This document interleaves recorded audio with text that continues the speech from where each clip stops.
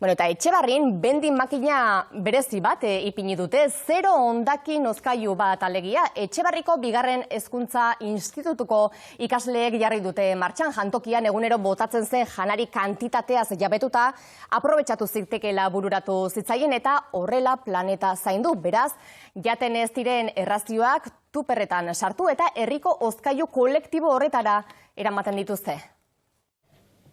Baskal ordua bukatuta, Enekok eta Ibaik jantokiko soberakina kontziratzen dituzte. Inprimatu dugu etiketak, non ipintzen du nola konserbatu behar den, eta geroago sartu dugu nebera batean, sartzeko gero hozkailuan. Etxebarriko BHI zentroko ikasleak dira, eta beste 20 bat ikaslerekin batera daude proiektuan. Hau egiten badugu da laguntzeko. Horrela ez dugu botatzen. Jolas orduan, Laiak eta Irenek aurreko eguneko errazioak bendinera daramatzate. Behar duena, ez badu janaria, hortik hartzeko doainik eta janalizateko. Laguntzen ari gara guztion artean. Jasangarritasuna eta elkartasuna ardatz, proiektua duela 2 aste ipini zuten abian.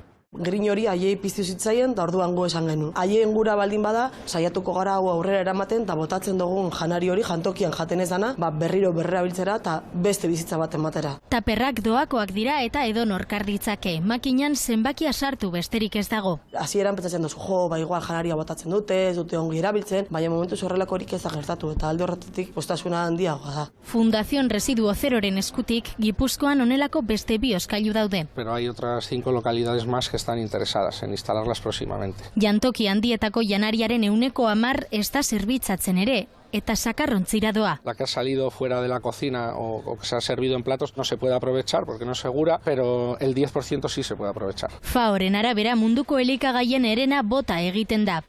Pauso honi esker, bihar gutxiago izango da.